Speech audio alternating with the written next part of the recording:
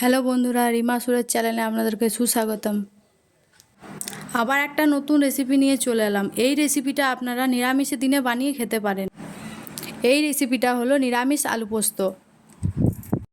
প্রথমে আমি 300 গ্রাম আলু ছুলে কেটে নিয়েছি ছোট ছোট করে।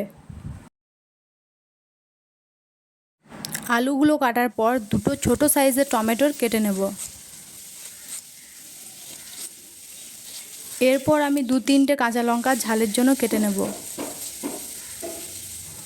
তারপর আমি শিল নোড়ায় পোস্তটা বেটে নিচ্ছি। আর একটু ঝালের জন্য আমি আরও 3টে কাঁচা লঙ্কা নিয়ে নিয়েছি। দেখুন আমার পোস্ত বাটা হয়ে গেছে। একটা পাত্রের মধ্যে পোস্তটা তুলে নেব। দেখুন নিরামিষ পোস্ত করার জন্য যে যে সামগ্রীগুলো লাগে সেগুলো আমি সব নিয়ে নিয়েছি। দেখুন আমি ওভেনটা জ্বালিয়ে নিয়েছি কড়াইটা গরম করার জন্য। এইখানে ব্যবহার করছি সর্ষের তেল। ফোড়নে আমি শুকনো লঙ্কা 5 ফোড়ন দিয়ে দিচ্ছি। তারপর কেটে রাখা আলুগুলো দিয়ে দেব। আলুগুলো আমি 2 মিনিট মতো ভেজে নেব।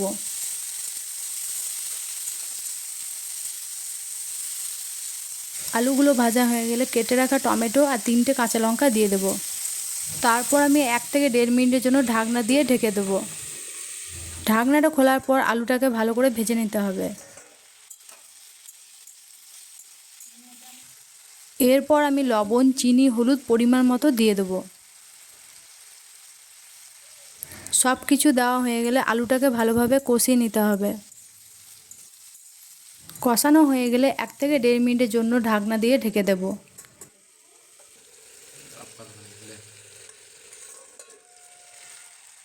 দেখুন আলুটা কষতে কষতে হাফ সেদ্ধ হয়ে গেছে। এবার একটু আমি জল দিয়ে দেবো যাতে ফুলভাবে সেদ্ধ হয়ে যায়।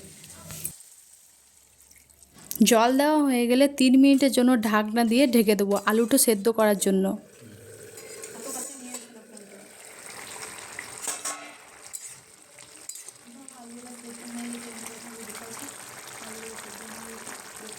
দেখুন আমার আলুটা সেদ্ধ হয়ে গেছে। এরপর বেটে রাখা পোস্তটা দিয়ে দেব।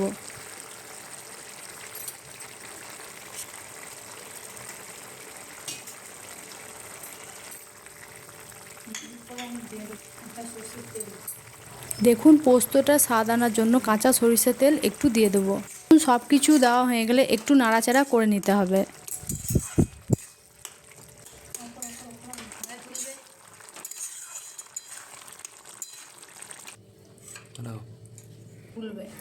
পোস্তটা রান্না হয়ে গেছে। এটা আপনি গরম ভাতের সাথে খেতে পারেন।